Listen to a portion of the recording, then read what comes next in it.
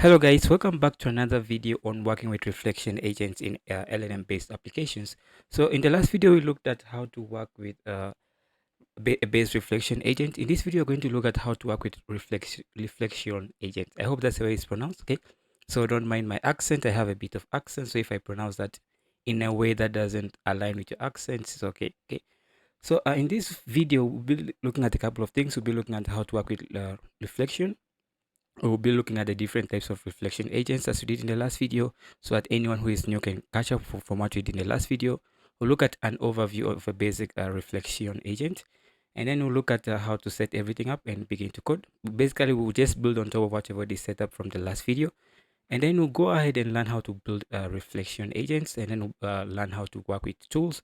We'll be working with a specific tool called Tavily. Sorry, that's a typo right there. It's called Tavily, not Travily. It's Tavily.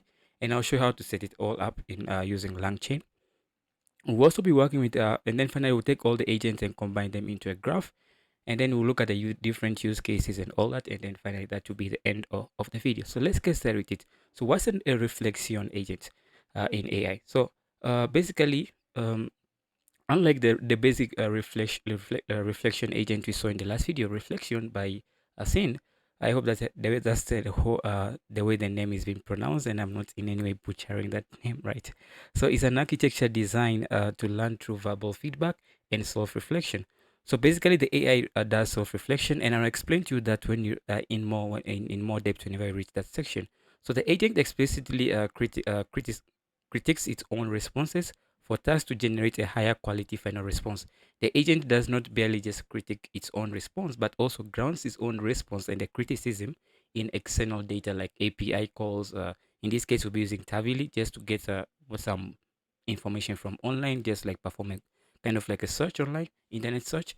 So it's going to base its criticism on external information, right?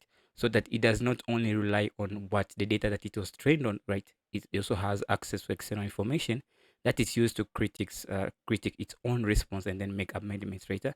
And these agents also have an episodic memory. And what's an episodic memory? I'll explain to you just that in a second.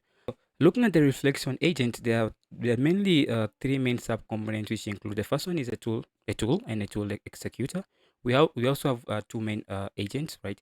The first agent is the initial responder, and the second agent is a reviser.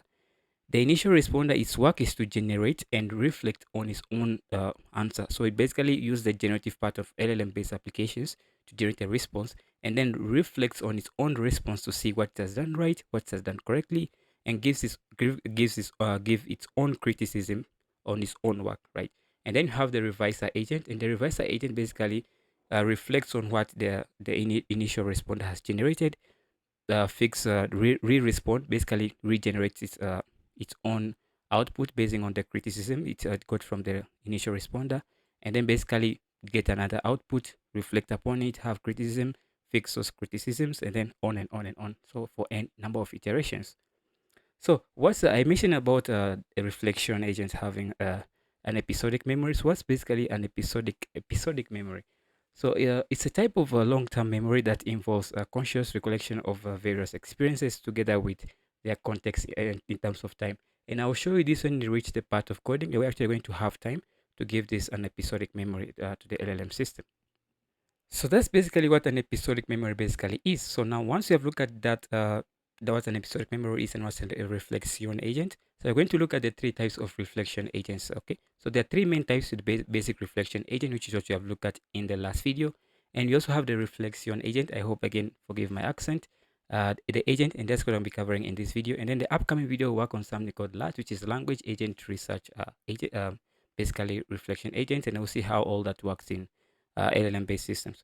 So now let's take a look at the basic of the reflection agents. Okay, so the basics is we have two main agents: the responder agent and the reviser agent. So when the user types in a query or a prompt, that gets sent to the responder, which is the initial responder.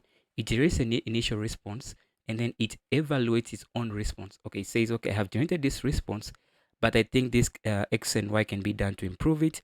And to improve it, I also suggest that you search X and Y queries, and because in this case, I'm gonna be using the concept or the tool of searching the internet. There could be different cases, so I'm gonna explain to you from the point of using a tool to browse the internet, which is gonna be Tavily. So once we get the initial response, it suggests criticism to its own work, what can be done to improve it, and then suggests a bunch of queries. Like all this is going to be prompted.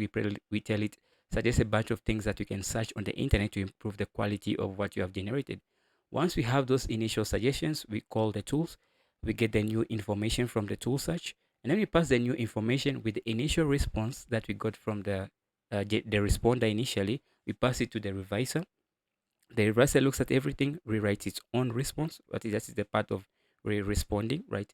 So it writes its own response based on the new information and the past information that in the initial information that it got from the responder initially, and then once the new respond is written, it evaluates again, self-critique, evaluates it, write criticism on its own work, suggests a bunch of things that we can search to improve the quality of what it has written. And then you're going to now take that and call a bunch of tools, in this case Tavili, search the queries that it has suggested that it can be as a way of improvement. Once we get the new information, pass it back to the reviser. Reviser rewrites again, reflects on its own work, gives criticisms, ways that can be done to improve, and then suggest new queries that you can search to improve it. And then we pass those queries again back to the execution tool. We query the internet again, in this case using Tavili, and then we continue that in a loop for n number of times. Once we get the final response, or we have exit out of that loop, we're going to use something called the conditional age, and I'm going to explain to you what the conditional age is just in a minute. So once all is done, we pass the final response to the user, and then that's how the user gets the final response. So that you can see, it's unlike tools like ChatGPT, whereby you just type in something and then rapidly you get back an answer, right? So it doesn't evaluate on what it's doing, it's just outputting some information from what it was trained on, right? So it's just, even if it's just trained on some false information, it's just going to output that false information. It's not going to reflect on its own work, right? So that's the power of a reflection in AI systems. So looking at a conditional age, right? I mentioned that early on you're gonna go in this loop for n number of times. So how do we know when to exit this loop? And that's when the conditional age comes into place, right? So basically we go the first time, right? First time, and then second time, and then every time you go, we're going to check for a condition, right? So depending on that value from the condition, in this case, you're having an integer number, maybe like n equals to 5. So to go the first round, third round, fourth round, fifth round, to check, okay, now you have reached 5 rounds. So we're not going in this direction. Instead, we're going to go ahead and end. But if it's less than 5, you're going to go ahead and continue. But if it's 5 or greater than 5, you're going ahead and end. And that's basically a conditional age. And I'll show how to implement all that in code. Okay, so once you have that done, let's go ahead and install a couple of things, and let's see how we can implement this in Python code.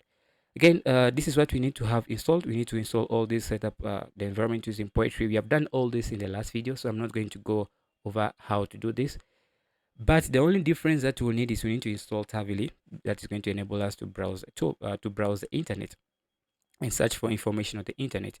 So for this, you need to install Tavili. So let's just go ahead and add that in there. So I'm inside of my environment, and this is what we had from last time. So I'm going to say Poetry add, and I'm going to add Tavili hyphen Python. Okay. So okay, let's see. Okay, I got the spelling there. Also poetry, poetry. That's like this. So Poetry add Tavili and then hyphen Python, and that's going to go ahead and install Tavili Python, which is going to be the search tool that you're going to use to browse things on the internet, right? Okay, so once we have Tavili installed, now you need a Tavili API key, because to use this tool, you need to have an API key. So just go to Tavili, docs.tavili.com /docs I'll just put this link in the description so that you guys can have access to it. And once you go in here, you just search for the place where you can get an API key. Is somewhere around here. You just get the API key. I already have my own API key, so you just go under here, just click on this section and see how you can go ahead and get an API key. Okay, so you can get an API key, and it gives you some room to play with, some access to play. I think later on they'll be charging you for this, but for now it's free, so you can make use of that tool. So once you have your Tavili API key, which I assume we already have, let me go back in here, and you also have Tavili installed. So great. So I'm going to use Visual Studio Code, and I'm going to go ahead and type in Visual Studio this code, and then in the current directory. So again, feel free to use any code editor that you're comfortable working with. You can use PyCharm, you can use Atom. I really don't know. I'm just gonna work with VS Code. Okay, so once I have that sorted, let me just move this onto a new screen or to a new part right here so that I can easily navigate. Okay, good. So once we have in there, remember from last time we had the .env file, right? So this .env file has our API key. So it's going to have two API keys. We're going to have our OpenAI API key. It's also going to go ahead and have our Tavily API key. Okay, so let me just go in here and add in my API keys. I'm not going to go ahead and show you this because I don't want you guys having access to my API keys, right? So we discussed about how to add API keys and all that in the env file. So I'm not going to go into that, but let me just go ahead and add in my API keys and I'll be back recording. So good. So once I have in my environment variable, basically my API key is stored inside of my environment variable file. I'm going to go ahead and load in the environment, basically my API key. So I have the OpenAI and I'm loading it using config. And you have done this in the last video. Okay, so I'm not going to go over this, how this works. Then I'm going to go ahead and specify the travel key. I'm going to load it again from my environment variable. So once I have these two values loaded in here, we are good to go. So let me just go back into the section where I'm building the agent, right? So let me just go back to the agent diagram. So this diagram is going to help us as a walkthrough. So I want to create all the tools that will be used by this execution tool node. Okay, so I'm going to only have one tool. So the only tool we're going to have is going to be the Tavily search agent tool. So I'm going to go ahead and say create a variable called search, and this is going to be called the Tavily, basically Tavily search wrapper. So basically this is what I want to create. So I'm going to create an instance of this, and once I have this instance created, I'm going to go ahead and create Tavily underscore tool, and this is going to be equals the Tavily, the API, this one search results, and I'm going to go ahead and pass in my API wrapper. So API wrapper is going to be equals to the search that we just created above here. So copy this and I'm going to go ahead and specify it right here. So that's what we have passed in the search there. Good. So once we have that done, we're going to go ahead and now create a tool executor. So now call tool executor. So tool executor, we're going to create tool underscore executor. And let me get the spelling there, right? So tool executor, and this is going to be called the tool executor, right? So tool executor right here, create an instance of it. So in here, we're going to go ahead and pass in what we call a list in Python. So if you're coming from other programming languages, you guys probably call this an array, but in Python, we call them a list. So we're going to pass in the list right here, specifying the tool that you want to use. In this case, we are using only one particular tool. In your case, you might use multiple tools, right? So I'm only going to be using one particular tool. So good. So once I have that specified in there, now you're going to go ahead and create a function that is going to be used by this node. Okay, so this function is a bit longer for function. So let me just go ahead and grab the code for this function and let me just add it into the code. Yeah, good. So you can see I have the tool passed in right here, and this is going to be the tool that you're going to use for our execution tool node. So you can see we are missing something called Procer, and that's true. We need to create a Procer right here. We're going to create a JSON output Procer. So Procer, and you're going to use we're going to call it Procer, and it's going to be close to the JSON output Procer that you're going to have. So I'm going to go ahead and say JSON output Procer and create an instance of that. So we're going to use this right here, and you're going to use that as to parse our JSON tools. But basically, that's what use output JSON output just to get a JSON output out of our tools. That's what basically the process is used for. So once I have that, I'm going to go in here and create a prompt template that we're going to use for our agents. So this prompt template, I got all this from this execution tool and all the prompt template from official LangGraph GitHub repository. Again, you don't have to understand the intricate details of all these. Are just tools that these are just pieces of code that are highly available on the internet. But you can take a bit of piecing into it just to look into all this. So all this you understand it whenever we begin to print things on the terminal. You understand what's args and what's search queries. You understand all that. So don't worry about all those. You understand just in a second. So good. So now let me just move on to the actor prompt template. So in the actor prompt template, we have two things. You have system, and then we have basically you're an AI expert. You're passing the current time. So that's why we're passing the current time. Remember we talked about episodic memory, right? And how episodic memory can be associated with time. So that's why we're passing the current time step. Then you're going to pass in the fast instructions. We'll just pass in later on. But now let's look at the second and the third instruction. So the second instruction says reflect and critique your own answer. Basically, the initial responder is going to reflect and critique its own answer, and you ask it to be severe to maximize the improvements, right? Because the more severe the critics, the more we can maximize the next response that will generate, right? And then you have the recommended search to suggest a bunch of search queries that can be used to improve your answer. So the basically we're just asking it, hey, what do you think? What information can I give you that can improve your answer, right? And once it provides us this information, we are going to use the search tool to query it on the internet and give it the data for that information, and it's going to use that in improving its next iteration of answers. That's what it basically does. And then in here you have two Pydantic classes. So let me start with this Pydantic class. Okay, let me start from here. The answer question Pydantic class. You're going to use this to create a tool. And you can see it's inheriting from the base model, which is coming from Pydantic. We have three things in here. We have an answer field, the reflection field, which is an instance, which is going to be of type of reflection, which has two main fields, right? The missing field and the superfluous field. So the missing field is going to be a critique of what is missing. So we have done this research on X and Y.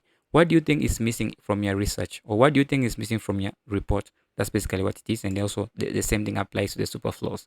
And then finally, we have the search query is going to be a list of strings, about 3 to 4 strings, about 1 to 3 strings, 1 to 3 search queries that can be used to improve the search the search query, basically improve the research of the agent. That's basically what you're passing in here. So this number is something that you have to keep an eye on, because if this is too much, then you might run out of the context window, right? If your context window is very small and this number is really huge, then we are going to have issues of not having enough context window. So you must keep an eye on this and make sure that it's not too large, right? So that's basically it. And let me also go in here, and there is something I also want to show you right here. So we have the Tavili search tool right here. Yeah, so in here, I'm going to pass in something, and I want to explain to you why I'm passing in this. So I'm going to go ahead and simply say uh, hyphen max underscore results. And then I'm going to specify that to be 5. And this is very, very crucial. Okay, let me get the spelling that is max, right? Max results. This is very, very important to keep an eye on this, because if the max result is too big, right, you're going to get a lot. If you're searching for a lot of things on the internet, you're going to get back a lot of data, which you have to pass to the reviser agent, right? You have to get, if you search so many things, you get a lot of data, which you have to pass to the context window to be used by the reviser. So if your context window is really small, then you might want to reduce this number. Okay, so just keep that in mind. So if you're using something like you're going to use the GPT 3.5 LLM model, and it has a limited context window, unlike the GPT-5 and other things, right? So make sure you keep an eye on it, and you don't allow your context window to be overflown, right, or to overflow. So let's go ahead and create an LLM right here. So LLM, and you're going to say LLM is going to be equals to this guy. You're going to use the chat OpenAI. Okay, they're going to go ahead and pass in the model, and the model is going to be equals to the following. So I'm going to use GPT 3.5 hyphen turbo, just like that. So GPT 3.5 hyphen turbo, that's the model we're going to be using. So good. So once we have this specified in here, now we're going to go ahead and create an initial answer chain. You're going to create this using the prompt template that we created above here. We're going to use that to create an initial answer chain along with a LangChain expression language. So let's go ahead and do that. So an initial answer underscore chain is going to be equals to the following. So initial answer chain is going to be equals to the following. You're going to go ahead and say the actor prompt template that we have, and you're going to say dot partial, and you're going to go ahead and pass in the find it's called first underscore instruction, and this is going to be equals to, and this is what I'm referring to, first instruction, actually called first instruction and not first instructions, right? So first instruction, and this is going to be equals to what specifically? So the first instruction is just going to be a string of writing the first instruction. So I'm going to say provide a detailed approximately okay, let me get this, approximately 300 word answer, right? So we're going to there to have a 300 word answer. Again, you don't want the answer to be too large because you might overflow the context window. So once you have that, use a pipe symbol. You're going to pass in the llm.bind tool. So llm.bind tools, what simply does is that attach a bunch of tools to the LLM and make the LLM becomes aware of the tools that is available to it that it can make use of. So we're going to use the answer, this right here. We're going to use the answer question tool right here. So I'm going to copy this, paste it in here, And I'm going to go ahead and say the tool underscore choice, and it's going to be equals to whatever we have just copied. So passing of a string, right? So that's basically what we have right there. So good. So once we have that, I'm going to go ahead and create a validator. And the validator is going to be a Pydantic tool Procer validator. So validator. And the reason why this is because we're using a Pydantic tool right here. So we're going to create an instance of the Pydantic tool validator, Pydantic tool Procer. Okay. Sorry.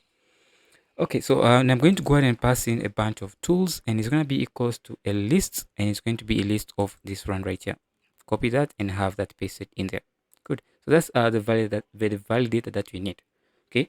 So once we have that, you're going to now have another class that's going to enable us to make responses to these APIs, and you also have maximum amount of tries that you can make, right? Good. So I have it in here. I've added a class, the responder with retry. So you can see you're doing three attempts of retries before we exit out. So we might make the first request the API, it might fail. Second request might fail. Third request might go through. So that's what we can also do. Another tool you can also use for this is Tenacity. I don't know if you ever work with Tenacity. You can also use Tenacity for this.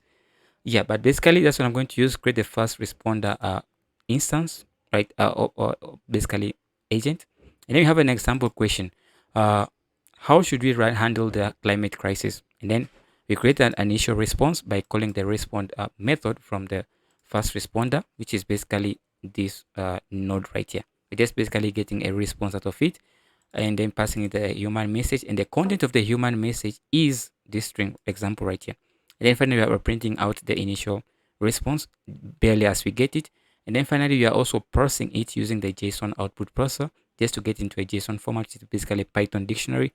That's much easier to work with, and then finally we are printing out that dictionary. So I will show you the difference between these two outputs. So let's go to the terminal. So once we have all this there, let's go back into the terminal and let's test it out. So I'm going to go ahead and simply do an ls to see where I am. So I'm going to change directory into my sections. Once I'm in there, I want to change directory into my Reflexion Agents folder. So once I'm inside of this folder, I'm going to say poetry run Python 3, and then finally pass in the basic underscore 01.py file.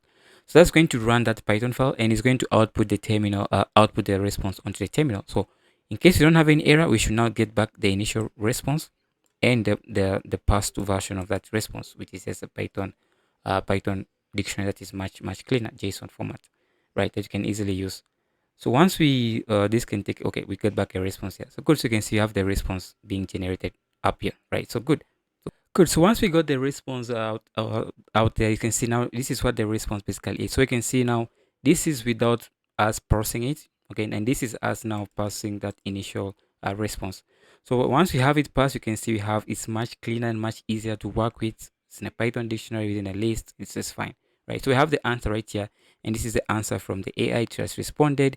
And then let's see if we can see the reflection. So this is its reflection basing on what it has generated. So you can see what is missing inside of its reflection. So you can see the answer could benefit from more specific examples of successful climate mitigation, climate initiative, and technologies that are currently being implemented. Okay, so they just suggested that, and you can see it's searching for climate initiatives because it's saying climate initiatives could make this research much better, right? So it can or of much more quality. So now you can specify it suggested a search query consisting of climate initiatives. And if you read through, you can understand why it's suggesting all these individual queries because it's reflected upon its own information that it generated and so that, hey, this if I have information about these specific things, they might be of important use and making the research better.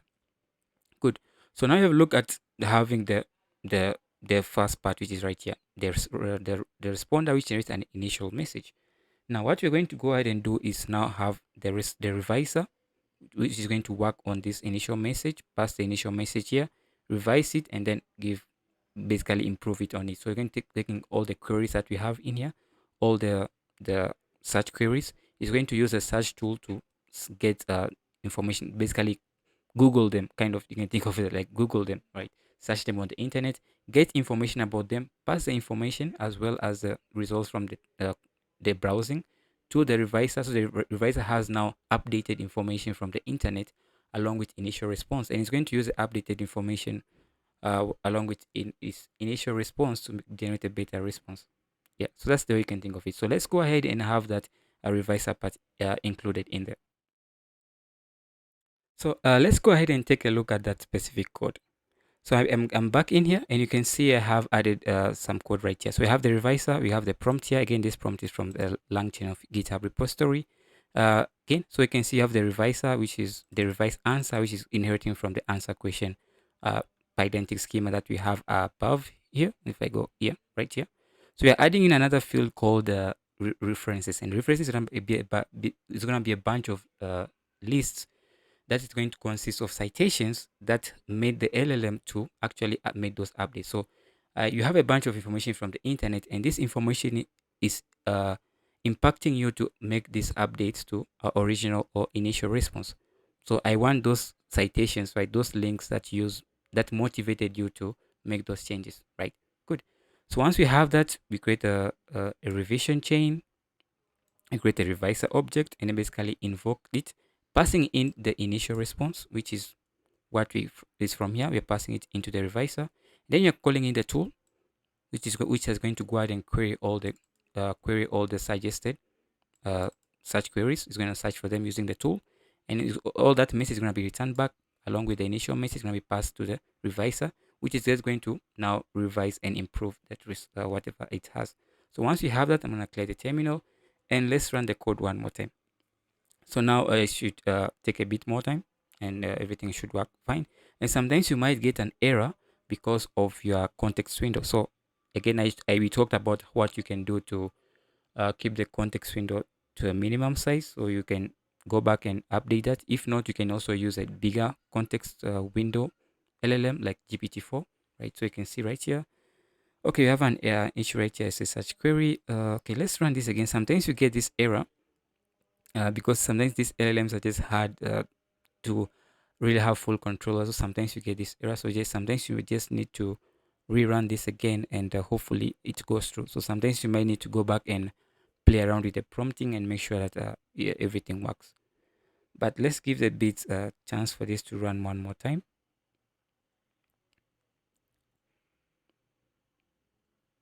Okay, we got now the initial response. So now let's see. Now, okay, now this is now from the first revision. You can see the reviser has revised the answer, and you can see it passes a bunch of references, basically that made it to make the changes that it did to this thing right here. So these are the reference that it used. Good. So once we have this done, good. So we have only done this in one iteration, but we say that you can do this n number of times. So how do we do this n number of times? Well, you can write a loop to do this n number of times, but there's an easier way of doing it, which is more professional, and you can do much more, which is LangGraph. Okay, so we're going to use LangGraph to do exactly just that. So let's go ahead and actually do that. So I'm going to go ahead and comment this out because we don't need these invocations. I'm also going to go ahead and comment this out. We don't need this getting the response. I'm also going to go ahead and comment this out, comment it out, and I'm going to leave everything as it is. So good. So once we have that, I'm going to go down here, and down here, what I'm going to go ahead and do, we're going to go ahead and implement a LangGraph functionality to be able to call this, basically have the LangGraph done as explained. So you're going to say max iterations, and you're going to say max iterations is going to be 5. Again, if you have a lower context window, you might want to keep these iterations to a lower number like 3, 4, 1, 2. 2 is actually really small, right? So yeah, so basically I'm going to create a builder which is going to be holding basically a list that's going to hold basically all our messages. So I'm going to use the uh, message graph. It's going to be like holding a list of all the messages being passing between the different agents. So I'm going to say builder dot add, and I'm going to say add node, and the node I'm going to be adding is called the draft, basically the draft node. And this draft node is going to be basically create an instance. No, it's just going to be the node, this part of the graph architecture right here, and that's basically the draft node. And you're going to pass in a runnable to this. So we're going to say first. You're going to use the first responder dot respond dot respond, just like that. So we're going to use the first responder dot response dot respond, and that's going to be the runnable that's going to be called. So let me just copy this and create some other node. So the another node I'm going to create is going to be called execute, execute underscore tools node. And you're going to use the execute tool, which is just a function that we define. So I'm going to say execute underscore tools. And remember, we have this function defined up here. So if I scroll all the way up, I will see this function right here, execute tools function. That's what we're passing as part of this node. And you're going to create another one called revise, right? Which is going to be the reviser, revise. And you're going to call the reviser dot, okay, reviser, let me get the spelling right. So reviser dot respond. That's basically it. Yeah, that's basically it. So once we have this node created, so we have the nodes created. So this is the first node, second node, and then the third node. So you see these nodes are connected using lines. So these lines are called edges. So if you ever work with data structures and algorithms, you probably know about edges, nodes, vertices, and all that. So I'm going to go ahead and create nodes in here. So I'm going to create the first node is going to be connecting this part, right, to this right here. So this basically line with a label of 3. So let's create that edge. So I'm going to say builder.add edge. So builder.add underscore edge, dot add edges, dot add edge, sorry. And then you're going to go ahead and say from the draft node, because it's going to be coming from the draft, to the execute tools. So copy that and let me have it pasted in here. So you must make sure they're the same names. Okay, so they can be anything but must be the same names. Okay, so once we have that, I'm going to create another, which is going to be connecting the executor to the respond node, which is just basically this one right here. So let's go ahead and add it. So let me from the execute node to the revise node. So copy this and paste it in here. That's basically it. It's good. So once I have that in there, now you're going to create a functionality to be able to run these nodes. Okay. Good. So I've just added in some bunch of code right here. So we have this code that's going to help us to keep track of our iteration, and we have this right here. Should continue node. So what this simply does is that we are going to use it for a conditional age, and we've already discussed what a conditional age is. So if our number of iteration which we get from this function above here, if it's more than the maximum iteration that we allow, which is 5, then you're going to return a special node which is called end node, and it's just a special node that LangGraph provides us. So once we get the end node means that you're going to return all the previous execution results to the user. Else, you're going to return to the execution node, right? So basically, this is what it means. So if we can execute, we go to execute. If not, we return to the responder. So it's like this. So we have the ability to go this route or we go this route. So depending on the number of iterations that you have done. So that's basically it. So now we're going to add that conditional age to the revise agent, because the revise agent is a point where we decide whether we go this way or this way, right? So we add it to the node. Then as we set the entry point. The entry point is just the starting point, which is the starting point is this part right of our graph, right? So that's the starting point. So once I have that done, I'm going to go ahead and compile my build into a graph. So once I have the graph, I'm going to go ahead and pass in example question. An example question is where we have a string right here all the way up, which is this question right here. How should we handle climate change crisis? And you're passing in that specific question. So then you're going to stream this out. So again, I'm using the dictionary. This is a way we work with Python dictionaries. Again, if you look here, this is just simply a Python dictionary after processing it, right? So I'm just using the dictionary to extract different parts out of this response that I want. We're just using a dictionary to extract query section, basically the reflection, the missing part, and all that. I just use a just normal Python dictionary to extract all that out. Okay. So once we have all that in place, now we can go ahead and run it. Clean the terminal and let's run this again. So let's run. And sometimes when running this, you might run out of context window. So again, we talked about the ways to mitigate that and keep your your content small enough to fit within the context window, right? So if I run out of context window, again, you can apply the different methods that we talk about, or if you have access to something like GPT-4, you can switch to a GPT-4 Turbo Preview model, which has a bigger context window to handle all that. If you're using something like Mistral 7 billion parameter model, it has a smaller context window, so you have to use the other techniques we talk about to make sure that you keep your content small enough to fit in the context window. Good. So execution tool. Then we got this one right here. We got an error. So the reason why we got this error is because let's go back here. Let's go back all the way up here where we are creating the JSON Procer. And in here we need to provide in a function called basically an argument saying we want to return ID. So return underscore ID, and we're going to say that to be true. So return ID, and they say that to be true, and that should handle that error. So once I have that, clear the terminal. Let's run that again. So once we have the ability to return that error, the IDs, that was the cause of this one right here. We are not able to get the ID, right? So now that should be address that issue. Okay, so we get back the final the initial draft, and then a bunch of suggestions. We use a query tool to execute that, and you can see now we ran out of context window. So that's one of the issues we have. So in that case, you might use the methods that we talk about, or you can switch to a bigger model, a bigger model with a bigger context window. So I'm going to switch to GPT-4 preview. So this has a bigger context window. So preview, just like that. And I'm going to use this instead of the 3.5 model that you have been using. So because it has a bigger context window, so we should be able to handle much bigger contexts. Again, if you're using a smaller model and you don't have access to GPT-4, use the other methods that we talked about, right? I can't say, I can't iterate this over, I can't iterate this, I can't iterate over this enough, right? So I hope that's the right way of saying it. But you get my point, right?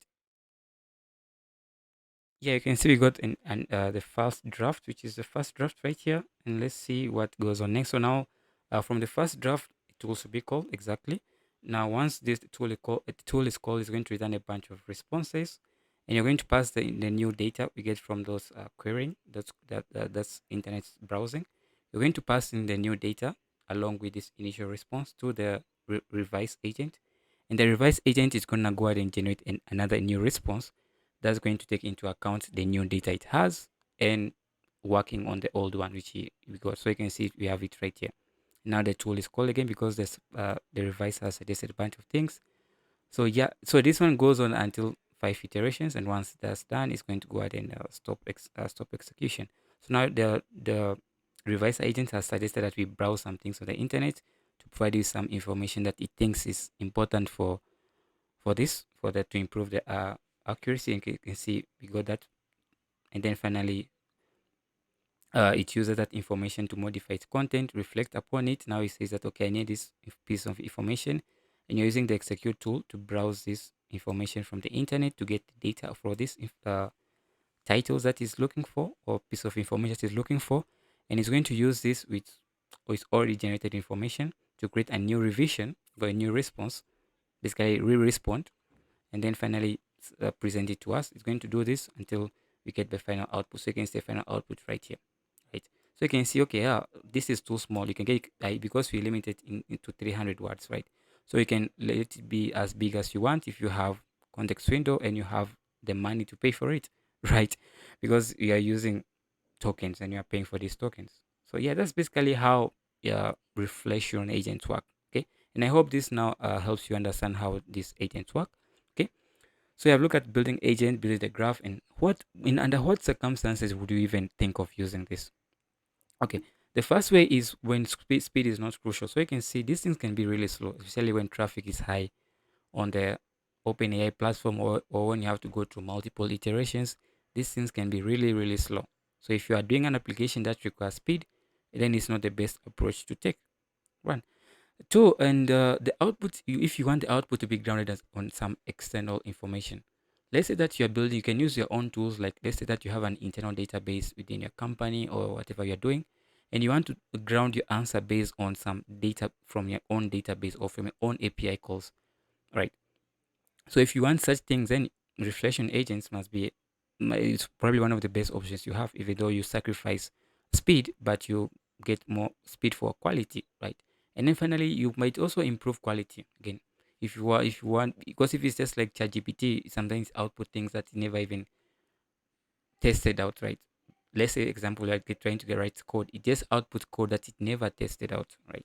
So, but if you're using a reflection agent, sometimes it tests this out and makes it much quality. Good. So that's all for this video. Again, in the next video, we'll look at other types of reflection agents. So you can always connect with me on Medium. I also write articles about reflection agents. You can find me on YouTube. If you're watching this YouTube video, you're probably on YouTube at Code with Prince. You can also follow me on X, which is also called Twitter. Uh, if you have any discussions, any questions to ask, any suggestions, you can always follow me on X. Yeah, I just like posting memes on X anyway. You can also follow me on LinkedIn. You can follow me on LinkedIn at Prince Cramper. Or if you have any suggestions, any idea you want us to collaborate on anything, you can just follow me on LinkedIn. Yeah, so that's all for this, and I thank you for watching the video. If you find this helpful, one of the ways you can support the channel, easiest way is just by liking the video, hitting the subscribe button, sharing this video with your friends and family. If you want support further, you can buy me coffee. The links will be in the description of the video. Thank you guys so much for watching, and see you in the next one. Keep safe. Peace.